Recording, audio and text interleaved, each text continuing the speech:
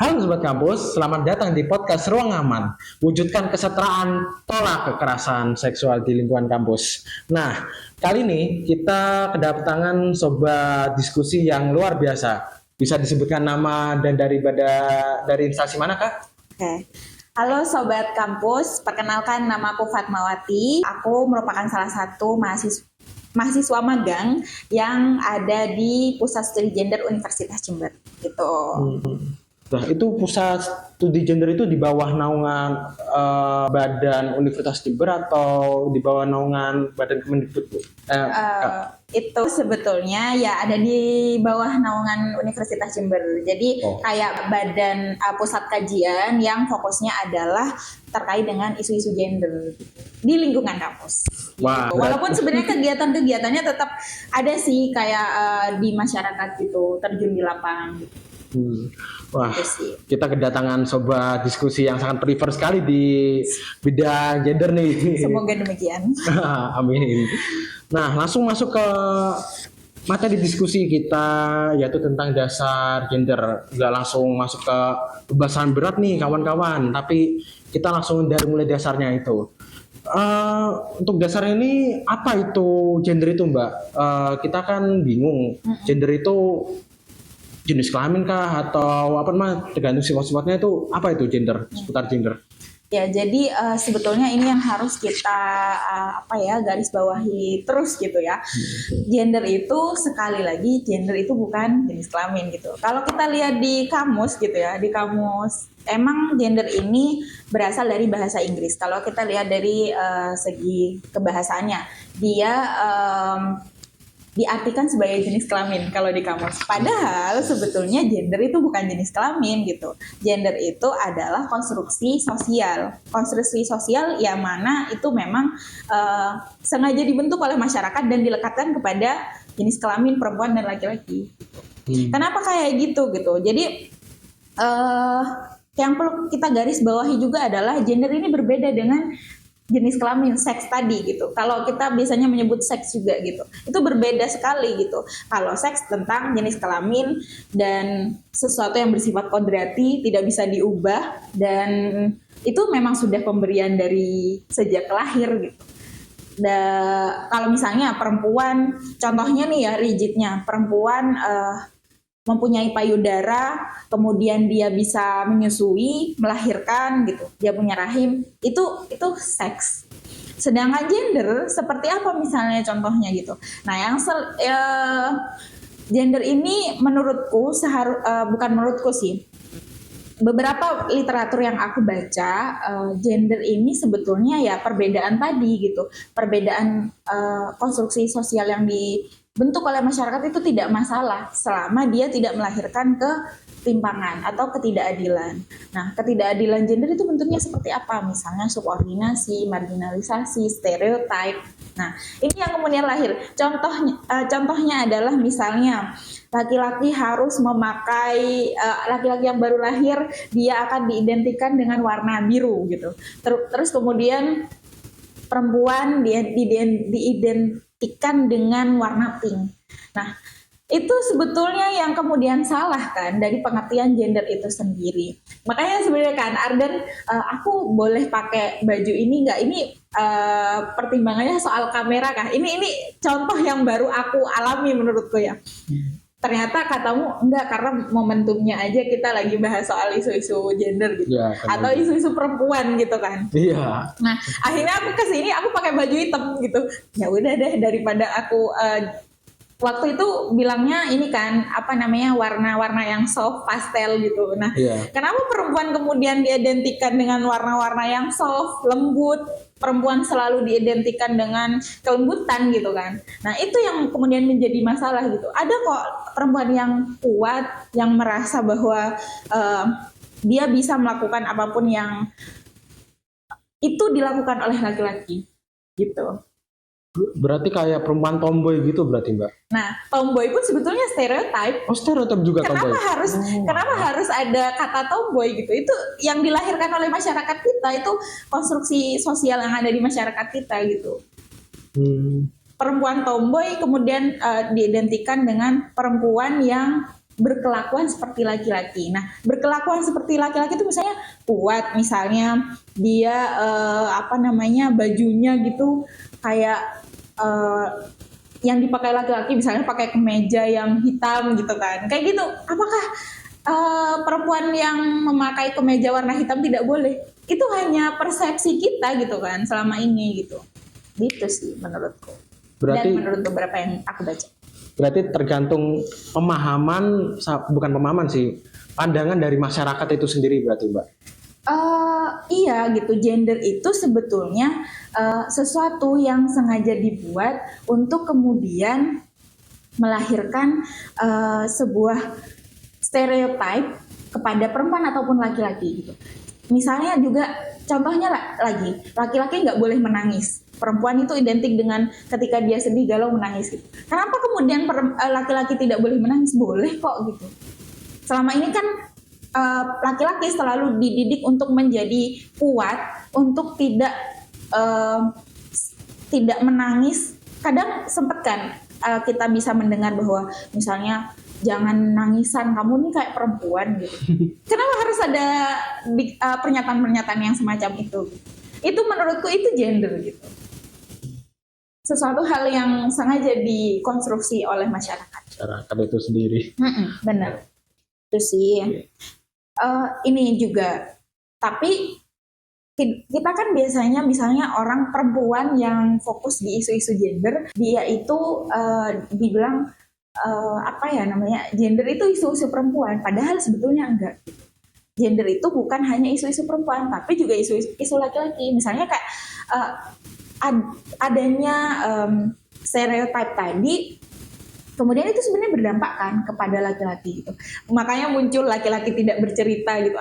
Apakah nggak boleh laki-laki itu bercerita? Itu boleh gitu loh. Tapi itu kan hanya stereotip yang ada di masyarakat gitu, yang sengaja dibuat oleh masyarakat gitu. Gitu sih. Oke, tadi untuk poin pertanyaan tadi kita sudah mengulas tentang dasar-dasar dari gender itu. Nah, teman-teman sudah tahu sudah diberikan pandangan mendasar tentang gender. Nah, langsung kita masuk ke bagian gender di kampus. Bagaimana persoalan gender di kampus itu, Mbak? Di kampus kita Universitas Jember itu. Kalau di Universitas Jember yang aku lihat sejauh ini, menurutku ada beberapa hal yang memang masih ada ketimpangan gitu, terutama persoalan ketimpangan representasi. Kita bisa melihat bahwa ada berapa sih perempuan dekan yang ada di lingkungan Universitas Jember? Sangat sedikit, bisa dihitung jari. Bahkan kita bisa melihat representasi pejabat di Universitas Jember, perempuannya hanya satu wareknya, ya kan gitu.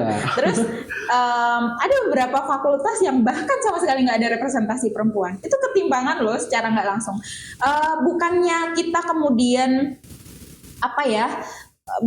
kemudian membenci laki-laki untuk dengan tidak adanya perempuan itu, tapi sebetulnya adalah apakah laki-laki yang menjadi pejabat di lingkungan kampus itu bisa mengakomodir kepentingan perempuan gitu. Apakah kebijakan mereka bisa mengawal isu-isu itu, soal kepentingan perempuan gitu. Nah, padahal selama ini itu masih ada kebijakan-kebijakan yang sangat-sangat tidak mempertimbangkan itu. Misalnya contohnya di beberapa fakultas kita bisa lihat berapa sih toilet perempuan dan toilet laki-laki gitu. Padahal kebutuhan perempuan dan laki-laki itu berbeda. Harusnya lebih banyak toilet perempuan gitu, karena kan perempuan butuh waktu lama ketika dia menstruasi untuk ke kamar mandi gitu, dibandingkan dengan laki-laki gitu. Jadi kebutuhan biologis mereka sudah berbeda antara laki-laki dan perempuan gitu. Jadi itu yang kemudian menurutku ya, itu juga bagian dari ketimpangan representasi yang ada di lingkungan kampus sekarang gitu. Sama ada loh ternyata ormawa-ormawa yang di lingkungan kampus itu masih menolak perempuan yang jadi ketua. Nah, ini bagian dari bagaimana mereka memandang gender itu sendiri, bagaimana mereka memandang perempuan itu sendiri gitu. Perempuan masih dianggap hanya cocok untuk jadi sekretaris atau bendahara gitu. Di kepanitiaan kadang ada beberapa yang masih seperti itu gitu. Jadi laki-laki lah yang hanya bisa memimpin gitu, sedangkan perempuan hanya mengurusi urusan-urusan administrasi domestik gitu. Itu kalau kita berbicara di lingkungan kampus. Menurutku sejauh ini yang sering menjadi sorotanku tuh soal itu, dan diskusiku bersama beberapa dosen, menurutku di lingkungan kampus sekarang tuh sejauh ini masih ada di tahap itu gitu, untuk memahami isu-isu perempuan dan gender gitu, menurutku. Berarti untuk yang di kampus universitas ini masih ketahan dengan stereotip tentang perempuan itu berarti, Mbak? Masih ada gitu. Oh, masih walaupun ada. itu nggak banyak gitu, nggak sebanyak dulu ya. Kalau itu kan juga seiring perkembangan zaman, tapi masih ada lah gitu di lingkungan kampus kita per hari ini. Gitu sih. Oke. Berarti bagaimana peran media dalam membentuk atau memperkuat stereotip tentang gender itu, Mbak, yang di sekitar kampus itu? Kalau di lingkungan kampus mungkin memang adanya pers menurutku cukup open minded sebenarnya untuk kemudian tidak memberitakan perempuan sebagai objek. Nah, permasalahan media kita hari ini adalah masih banyak kan beberapa media yang dia itu mengobjektifikasi perempuan. Jadi dia misalnya, aku ingat beberapa waktu lalu ada sebuah kasus di salah satu fakultas yang dimana dia itu adalah itu kasus perselingkuhan mahasiswa gitu. Nah, cuman disorot sama salah satu akun Instagram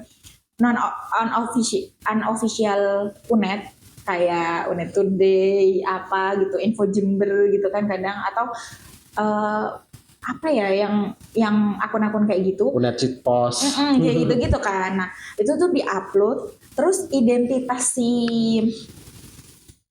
mahasiswi ini kemudian disorot sampai dia ditelusuri di Dikti. Kayak lah, aku mungkin perempuan ini salah, tapi bukan berarti ini menjadi konsumsi publik ketika kemudian identitas pribadi dia disorot. Kenapa kemudian yang laki-laki nggak disorot juga? Dalam pemberitaan itu sering kayak gitu. Yang malah disorot itu kadang kasus-kasus kekerasan seksual, yang disorot itu korbannya gitu. Karena itu dianggap seksi untuk diberitakan gitu.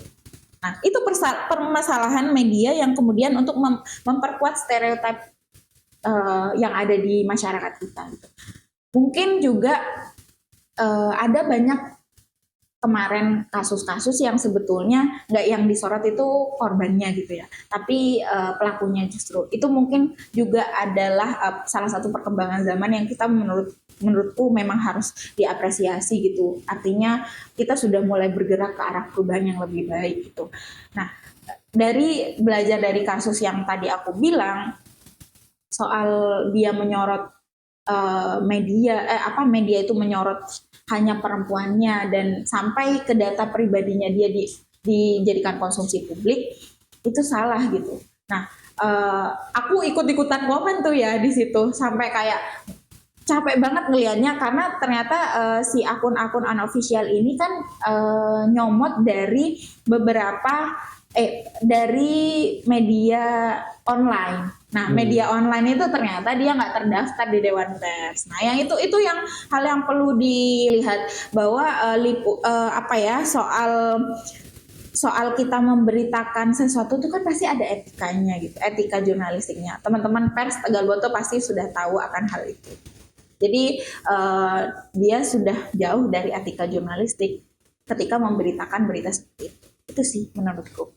Berarti media ini juga menjadi penghakim dalam gender perempuan ini juga berarti? Iya, yang kemudian memperkuat stereotip bahwa perempuan itu lemah, perempuan itu tidak bisa berdaya dengan cara memberitakan hal-hal yang semacam itu gitu. Misalnya juga kalau misalnya di media itu juga, kalau misalnya apa namanya isu perselingkuhan gitu. Nah, yang disorot tuh perempuannya gitu loh. Perempuannya yang misalnya katanya tidak apa ya, tidak bisa, bahkan menyebutkan tidak bisa berdandan ini. Nah, kenapa harus yang itu sih yang diberitakan gitu loh? Kayak jadi mereka itu memang mencari berita-berita yang memang apa namanya clickbait juga ya gitu. Jadi pers menurutku memang punya peran sih di sini, pers kampus terutama dia memang harus kokoh untuk memegang etika jurnalis yang ada gitu, karena biar tidak kemudian mengobjektifikasi perempuan, membuat berita-berita yang inklusi gitu. Itu sih menurutku. Oke, berarti dapat saya simpulkan tentang dasar tentang gender tadi, gender bukan hanya sebatas persoalan tentang jenis kelamin, tetapi konstruksi sosial yang berada di masyarakat itu. Dan untuk persoalan di gender di kampus Universitas Jember ini masih banyak terdapat ketimpangan dalam hal dalam hal gender di kampus ini, berarti gitu kakak. Dan untuk media membentuk atau memperkuat stereotip gender ini masih terdapat penghakiman media terhadap si korban itu, berarti mbak. Mbak. Kayak gitu. Oke, mungkin kesimpulan tadi merupakan penutup dari episode podcast ini. Semoga obrolan kita hari ini bisa membuka wawasan dan menggerakkan hati untuk terus peduli dan bertindak di lingkungan sekitar. Jangan lupa teman-teman untuk share podcast ini ke teman-temanmu, dan sampai jumpa di episode selanjutnya di podcast Ruang Aman. Karena perubahan dimulai dari kita. Salam Persma. Salam.